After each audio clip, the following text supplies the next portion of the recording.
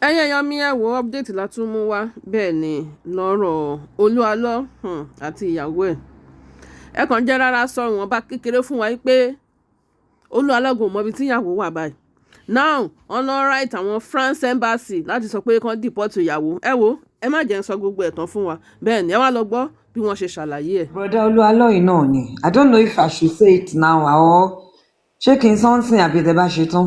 ẹ sọ́nsìn sódà á máa wọ agbami. ẹ ṣé kí n sọ́nsìn. bẹ́ẹ̀ni. Okay. bẹ́ẹ̀ni. Because ṣe mọ̀ pé ó ti pé 1 week lẹ́nìí ń sìn and he promised to drop the copy of the letter to kọ sí French embassy. And up to this moment, of course, when he said it, we knew he was lying. And up to this moment, we haven't received it.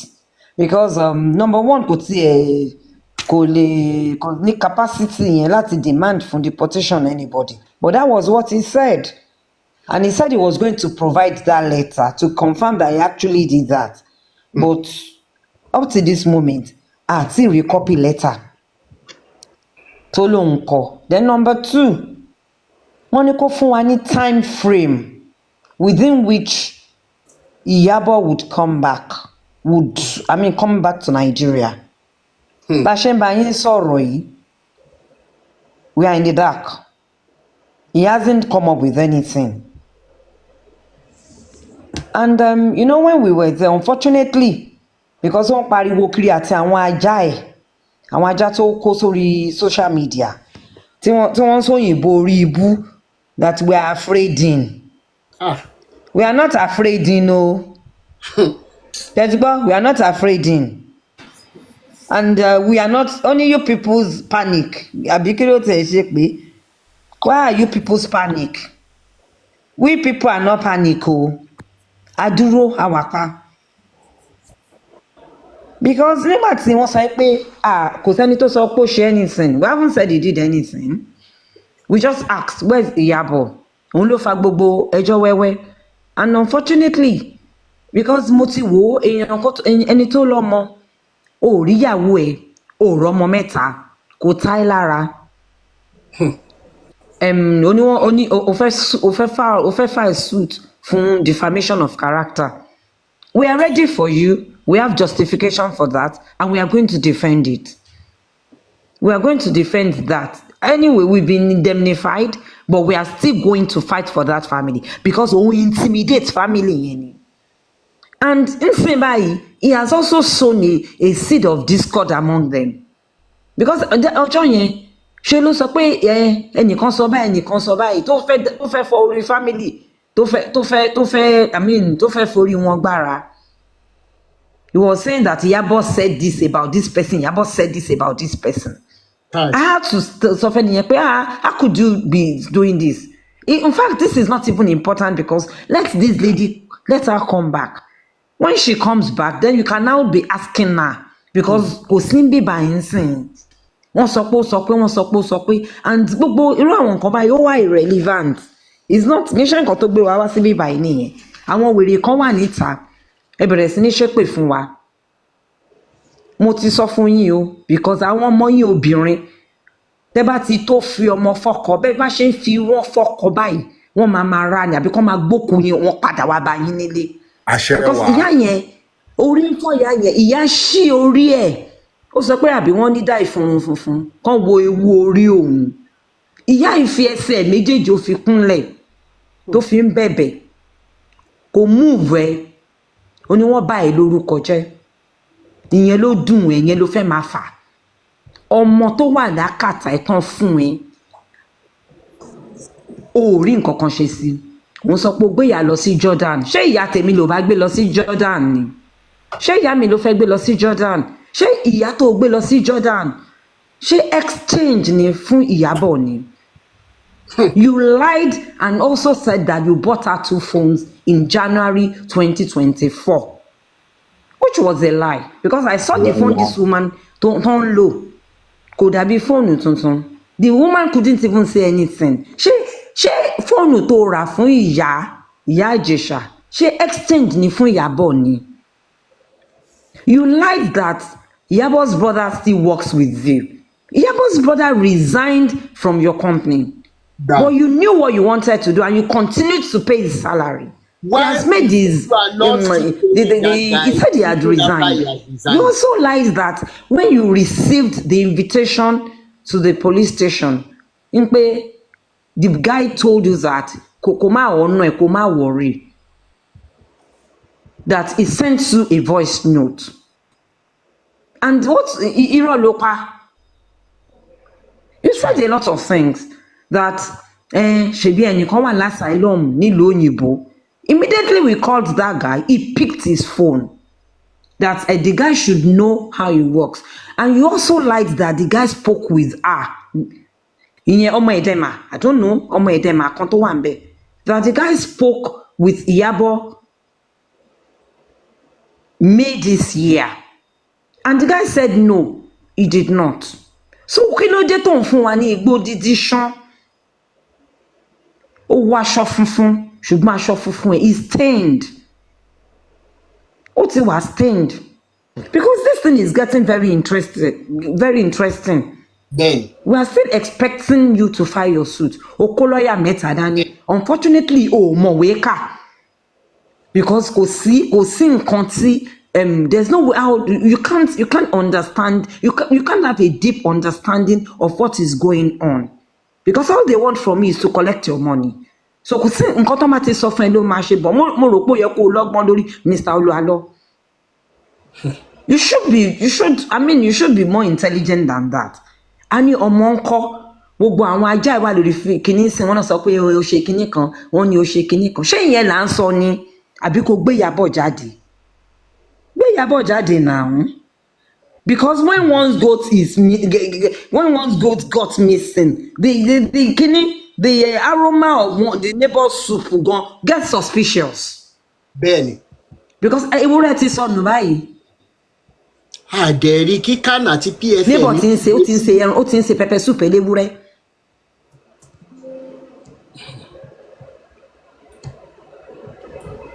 Ẹ ṣé. We are not afraid rárá. A dúró tán ni. Because ó sọ fún mi, ó sọ yín pé because mo ò ní nǹkan kan. Because when I told you that deportation is not the end of the world, ó sọ fún mi pé nítorí pé mo ò ní nǹkan kan ni. Gbogbo nǹkan tí mo ní, you can never have it. Ọmọ oníbìníran ni mí. I had a privileged background. Mo ní degrees, which you can never have. I have dignity. Òótọ́ làwa gbé dání. Because ẹ ń sọ fún wa wèrè yẹn tí ajá ẹ̀, ó ń sọ fún wa pa sọ pé Jesus is a scam. Jesus is a scam. Because tí Jésù yìí ò bá jẹ́ scam. Ìyàwó ẹ̀ ti ń ṣàṣàlẹ̀ fọdún 9. Ṣógun láyé ni. Ṣógun láyé ni, ó wà ní France for 9 years, ó ń ṣe asylum. Ìwọ dẹ̀ ń claim pé òun gbàdúrà fún yàn. And up to this moment, you haven't been able to put, to do what kìíní kan tí lẹ́pẹ́ àti ẹ̀wá rí mọ́. Wọ́n gbé fóònù dání. Ẹni tó béèrè lọ́wọ́ ẹ̀ pé kó make video call. Pé kí ìyá ìbá ọmọ ẹ̀ àtàwọn ọmọ wọn sọ̀rọ̀. That was when you were now telling us that she had blocked you. Because anybody tó bá fẹ́ clear ara ẹ̀, mo rò pé ó yẹ kó o fún ẹni yẹn. Because I know you won't give us the phone number. Then you should have given the person the phone number so that òun fúnra rẹ̀ máa make a call. Á dẹ̀ pé wọ́n bá a sọ̀rọ̀. Òun pariwo kiri orí social media. Òun ṣe gbogbo ẹ̀. Torí kò tiẹ̀ yé mi. I don't get it. Ó sọ pé òun send owó síyàn kan. Ẹnìyẹn ló sọ pé ó sọ pé òun lòun kọ́lé. Kí lẹ sọ? Kó jẹ́ kí IPO somebody kó jẹ́ kí IPO mọ tán. Ó lo kọ́lé fún yàn. Máa jáde o. He hasn't up to this moment he has refused to drop the data because he lied. He knew he lied. Because mo sure yẹn pé bóyá àwọn tó ń bá ń doctor gbogbo kìíní yẹn, I don't think pé orí àwọn yẹn gan pé because o kàn ní wá síbẹ̀ yẹn kó wá sọ fún wa pé o send letter up to this moment. We are trying frantically to get the copy, the acknowledged copy of that letter of request to fi demand pé kán deport Iyabo. We haven't seen it. And some people will be somewhere say, àní gbogbo yín tẹ́ bá ti lọ́kọ, òkú yín náà máa gbé lọ fáwọn òbí yín sẹ́. Àṣẹ wà. Àwọn òbí yín wọ́n máa fi irun dúdú àti irun funfun wọ́n máa fi sunkún yín ni. Àṣẹ wà. Gbogbo ẹ̀yin amọ̀kùnṣèkà tẹ́ mọ̀ pé Mr. Ló ń parọ́ tẹ́ ní àwọn family lára tẹ́ fi ọwọ́ ọlá gbá àwọn family lójú tẹ́ intimidate gbogbo èèyàn sẹ́. Gbogbo yín tó máa ṣe ń fi yín fọkọ àbí tẹ́ ń fọmọ fọkọ àwọn ọmọ yín máa rà ni. Wọ́n máa wá àwọn ọmọ yín tì ní. Wọ́n máa fi òkú wọn ránṣẹ́ sílé ni. Àṣẹ wà. Ní gbogbo ẹ̀yin tẹ́ ń try láti obstruct justice because justice will be served. You cannot sweep this case under the carpet. Possible. Because èmi tẹ̀ ti fi ẹ̀mí tèmi mo ti fi kọ yín lọ́rùn o. Mo ti fi kọ yín lọ́rùn because ẹ̀ ń sọ Dayo ń ṣàṣàìlọ́m. If he's doing asylum ńkọ́, ṣé kò kí n get in touch ni? Ọwọ́ kan tán pẹ̀lú ọgbẹ́ fóònù. Bẹ́ẹ̀ni sọ́bà wọn ni tìyàwó ẹ̀ ṣe wá yàtọ̀. Kó release lẹ́tà lásán àwọn olórí burúkú, àwọn ọ̀dẹ̀, àwọn afọ́fúngbẹ́mu, àwọn Mrs. Afredin. Wọ́n máa wà ń bẹ̀ wọ́n ní jẹ́ ká gbádùn, wọ́n máa ṣépè fún wa àti wèrè kan báyìí. Ẹ máa ṣépè gbogbo yín lẹ́nu ọ̀nà máa fojú sunkún yín tẹ́ máa fojú sunkún ọmọlẹ́yọ̀ kọ̀ọ̀kan. Àṣẹ wà. Gbogbo yan funfun tó wà ní orí ìyá Ìjẹ̀ṣà ó máa bí yín léèrè. Gbogbo bí ṣe ń da family tẹ́ ń dá wọn ríboríbo tẹ́ ń dẹ́rù bà wọ́n tẹ́ ń dí kòkò mọ́ wọn. Ẹ máa ṣẹ̀sín àgbáyé. Gbogbo yín báyìí gbogbo yẹn máa fi ojú ọwọ́ ẹ máa fi kó nǹkan jọ ẹ̀yìn ọwọ́ báyìí òun lè máa fi tú dànù. Àṣẹ wà. Tí aláàárọ̀ bá ní kó dá fún ọlọ́sùn ò ní jẹ́ kó dá fún ẹ̀yìn sùn rí. Àṣẹ wà. Ṣé bó sọ pé church wọn wà máa ní wọ́n máa gbé tomato síbẹ̀ nífẹ̀ẹ́. Wọ́n máa gbé tomato síbẹ̀ ni o. Because ṣé báyìí fún wa ní lẹ́tà kó bá wa bẹ Olu Alo kó fún wa ní lẹ́tà tó lóun kọ sí French embassy requesting for Iyabo's deportation. We need it because you requested for the copy of the petition we wrote and it was made available to you. Right. You got it. Your lawyers got that letter. You had the copy before you left. Yes, because they asked him to apply for it. He wrote an application to obtain the copy of that letter. Now we are asking you, give us the copy of the letter that you sent to the French embassy. We want to have a copy because we need it.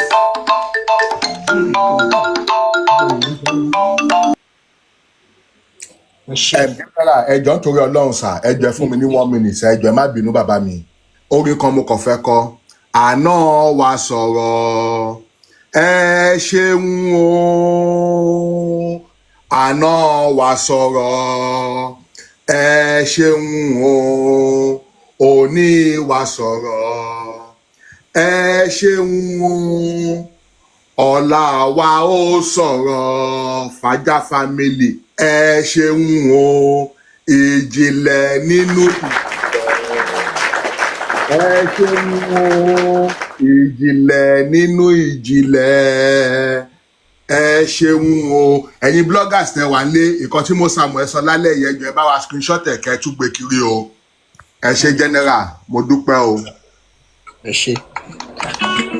Ó lẹ ti gbọ́ yẹn because ní bí oṣù kan sẹ́yìn or bí oṣù méjì sẹ́yìn ó ṣe ni láàánú wípé àwọn pásítọ̀ tí wọ́n ń pe orúkọ Jésù ni wọ́n sọ pé má wọ̀rí Rótìmí ojú máa tì ẹ́, atẹ́gùn lọ̀rọ̀ ẹ̀, ó máa fẹ́ wá ó máa fẹ́ lọ.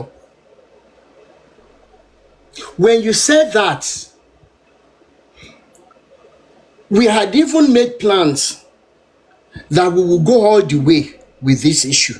So kí ẹ pé bóyá torí pé ẹ sọ gan ló wá fún mi ní determination kálẹ̀ ẹ mọ̀ mí, inú mi dùn pé Maureen Bàdéjọ sọ lọ́dún níjọ́ náà lọ́hùn pé kálẹ̀ mẹ́ni tí Rótìmí jẹ́ ẹ mọ̀ wípé ìbá ti bẹ́tà kó Olu Alo dá mi lóhùn nígbà tí mo respectfully lọ bá because gbogbo ẹ̀yin olórí burúkú aláyébàjẹ́ tóògùn máa fẹ̀jẹ̀ yín wẹ̀ tó máa padànù nífọ̀nàfọ̀ṣù láti àsìkò yìí lọ ever sọ́rí wípé Rótìmí lọ bá Olu Alo pé Mr. Olu Alo ọ̀rọ̀ wà o tí mo dẹ̀ play voice note tẹ́ bá tó fẹ́ gbọ́ mo lè play ẹ̀ fún yín. Olu Alo sọ fún mi ní April or May pé òun máa pè mí padà pé òun ń ṣe program lọ́wọ́. Mo ní Mr. Olu Alo wọ́n sọ wípé ẹ sọ pé ẹ ti bá mi sọ̀rọ̀. Ó lóun ò sọ bẹ́ẹ̀ o, pé báwo náà ṣe máa lóun sọ bẹ́ẹ̀, tẹ́ bá fẹ́ gbọ́ voice note yẹn mo ṣì ní. ń bọ̀ onírọ́ ló mọ́ lẹ́lẹ́rìí òun wà lọ. Olu Alo.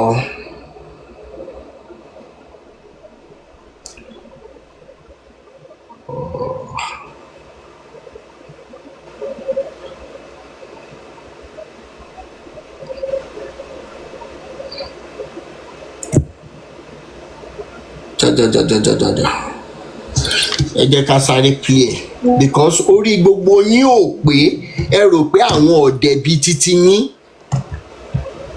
ló ń ta wọ́n ni. Okay, sir. Ẹ ṣé. Meanwhile, kó tó send the voice note yìí, mo ní prophet, mo tiẹ̀ tún respect ẹ̀, mo fi prophet save orúkọ ẹ̀. Mo ní good evening from the UK, Prophet Olu Alo. My name is Rotimi Daniels, the pioneer of Rotimi Daniels Foundation for Peace and Equity. Sir, it is important to have some conversations with you, sir, based on some allegations. Allegations in mo kọ in capital. Based on some allegations against you by some individuals, sir. Although we heard that you claim to have spoken with me, which isn't true, but I am here now, sir. I will be waiting till when you are free so we can talk. Thanks so much, sir. Really appreciate your spiritual assignment and work. This was on my birthday, April 14. Ẹ̀gbọ́n tí ó fi respond. Okay, sir. Ẹ ṣé, dúpẹ́. Kò sẹ́ni tó lè sọ pé mo ti bá yín sọ̀rọ̀. Mi ò mọ bí tẹ́niyàn lòun ti gbọ́ ní ẹnu mi. So kò sí problem anytime tẹ́ bá wà less busy ṣe gbọ́ mi. Mo free láàrin ìṣẹ́jú kékeré nísìn, but kò sí though mi ò understand ẹni tó lè sọ pé mo lè ní sọ̀rọ̀ tàbí bẹ́ẹ̀ ni kankan sọ̀rọ̀. Thank you. God bless. Ẹ̀yin bloggers ẹgbẹ́ o. Hello sir, ẹ kálẹ́ ẹ káàárọ̀ ẹ káàsán ní ibikíbi tẹ́ bá wà. Mo ti gbọ́ voice note yín sir. Tí n bá ti ṣetán ní ibi tí mo wà yìí níbi iṣẹ́, màá fi message sílẹ̀ fún yín so that tẹ́ bá ṣì free ń gbà yín, màá jẹ́ kẹ́ mọ̀ sir. Mo really appreciate yín. Ẹ ṣé gan. Thank you so much. Now, pẹ̀lú ìwọ̀nba tẹ́ rọra gbọ́ yìí, tó bá jẹ́ pé orí yín pé tẹ́ mọ̀ tẹ́ ń ṣe, have I not done the normal thing that I should have done? That Mr. Olu Alo, John torí Ọlọ́run, nǹkan báyìí náà sọ nípa Ìyábọ̀. John torí Ọlọ́run, báwo ni tí mo fẹ́ béèrè lọ́wọ́ Olu Alo nìyẹn? Báwo ni Ìyá Ìjẹ̀ṣà ṣe lè rí Ìyábọ̀ bá sọ̀rọ̀ pẹ̀lú àwọn ọmọ? Only thing, we wouldn't have even gotten here. Ẹ jọ̀ọ́ torí Ọlọ́run, gbogbo ẹ̀yin tẹ́ ń sọ̀rọ̀ káàkiri, Rotimi fẹ́ gbowó ní o, ó béèrè owó lọ́wọ́ Ezekiah tó Olu Alo torí wọn ò fún lówó o, ìtorí ẹ̀ ló ṣe wá ń gbé wọn síta o, kìnìkan. Èmi Rotimi, Olu Alo lówó tèmi lọ́wọ́. Tí n bá fẹ́ ta conscience mi lẹ́ni, Olu Alo will go back. Gbogbo àjọ CAC will go bankrupt. If I want to sell my conscience today, go bankrupt ní tí mo ní lọ́wọ́. Kábíyèsí títóbi rẹ̀.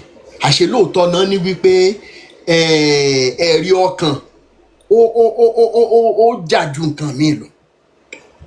Tí n bá ní mo fẹ́ ta conscience mi lẹ́ni, Olu Alo will go bankrupt. Ẹ gbàgbé. Mo dẹ̀ tiẹ̀ ti wá gbéra mi ṣépè ìṣojú gbogbo yín lẹ́ni. Ìjọ́ tí n bá ti fẹ́ ṣépè torí owó, àníṣẹ́ kí ìyá Ìbàdàn mọ̀ ṣetán láti gbé mi sí. Èmi torí owó. And that's the only problem you people are having, pé ṣé lóòótọ́ ni bọ̀bọ́ yìí ò gbowó ṣá lórí gbogbo ohun tó ń ṣe yìí? Kò gba owó, kò ṣe torí owó. Now, no problem sir ẹ ṣé. now fún mi ní bíi wákàtí kan sí tó bá di bíi wákàtí kan sí ṣe gbọ́ torí mò ń ṣe program lọ́wọ́ ẹ ṣé God bless. program 1 hour yẹn láti April 15 mo wá send message kan sólú alọ́mọ ní hello Olu Alo ṣé mọ̀ pé ó ti sọ àgbàdo mọ́dì by posting me láti April 15 títí wọ June 7. Hello Olu Alo, if you are with the phone, it's very important you speak with me because another lady has come forward to lay an allegation against you, but I am not ready to put this out. It is really sad, but you can stop this trend of news. You already know what I and Obe's family members want. Can we please talk man to man without knowing about this? This time it will be advisable that you heed my advice. Iṣẹ́ Olúwa kò gbọdọ̀ bàjẹ́ lórí ẹ o. Many are looking up to you. I have it. If you want all of these things, I can send it to you as a blogger. Iṣẹ́ Olúwa kò gbọdọ̀ bàjẹ́ lórí ẹ o. Many are looking up to you. Tí n bá fẹ́ bá ṣe Olúwa jẹ́ bẹ́yìn olórí burúkú àṣírí tẹ́ máa wọnú ìbànújẹ́ bẹ́ẹ̀ ṣe ń sọ pé Rótìmí fẹ́ fa Christianity wálẹ̀ o ó ń tú àṣírí tí ìbá pé bóyá ayé yín ti bàjẹ́. In the first place, when must a man of God have secrets táwọn èèyàn ń tú síta? Láti April 15 mo fẹ́ ṣe program kan tí n bá ṣe tán màá pè yín títí di bá ṣe ń sọ̀rọ̀ yìí, and none of you lè pa 1 or 2 together pé tí ò bá ní bá obìnrin ìjẹkùn kí ni tó ṣẹlẹ̀ gan. Don't forget that èmi nìkan kọ́ Olu Alo post. Uncle Lanre tó jẹ́ uncle Ìyábọ̀ náà has been posted by Olu Alo. This man, I have all the chat. Wọ́n bẹ̀ Olu Alo pé okay àwọn ní visa táwọn lè fi travel lọ sí àwọn ìlú kọ̀ọ̀kan. The only thing tí mo fẹ́ lọ́wọ́ ẹ̀ ni pé biodata page passport Ìyábọ̀ pẹ̀lú àwọn ọmọ kí n dẹ̀ wá wọn lọ.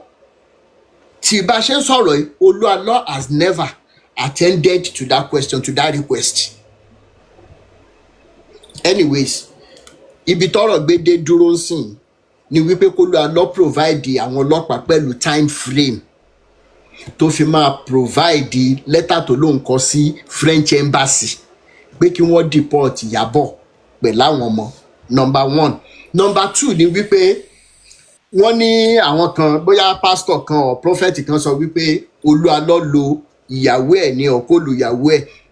Ibi tí àwọn mọ̀ nǹkan tí wọ́n mọ̀ ni wọ́n sọ yẹn. Lórí Fàájà movement, we are only asking one question. Tá dẹ̀ kúrò lórí question yẹn, tá dẹ̀ ní kúrò ńbẹ̀ láíláí irrespective of anything. Ni wípé ibo ni Ìyábọ̀ pẹ̀lú àwọn ọmọ wà, àwọn ẹbí ẹ̀ fẹ́ rí pẹ̀lú àwọn ọmọ. RD, ẹ má bínú sir, ẹ má bínú. I know you have not opened the floor, ẹ má bínú. RD, ẹni mẹ́rin là ń wá báyìí kì í ṣe nìkan o. Ẹni mẹ́rin ni Ìyábọ̀ pẹ̀lú ọmọ mẹ́ta bẹ́ẹ̀ ni. Ẹni mẹ́rin là ń wá báyìí RD kì í ṣe nìkan. Bẹ́ẹ̀ ni mà. Ha! Mo ti gbọ́ sir, mo ti gbọ́. Ẹni mẹ́rin. Bẹ́ẹ̀ ni. Olu Alo, you go explain. Now, ká bọ́ sí ojú agbami ètò. Ẹ bá mi share ilé ẹjọ́ lọ fà ẹ jẹ́ increase volume. Ṣé ẹ ti ṣe tán? Ọ̀dẹ́kunlé Epaphras bàbá mi ẹ̀gbọ́n mi nínú Olúwa. Ẹ jẹ́ ká ẹ jẹ́ yín tẹ́ bá wà lókè bá wa mute torí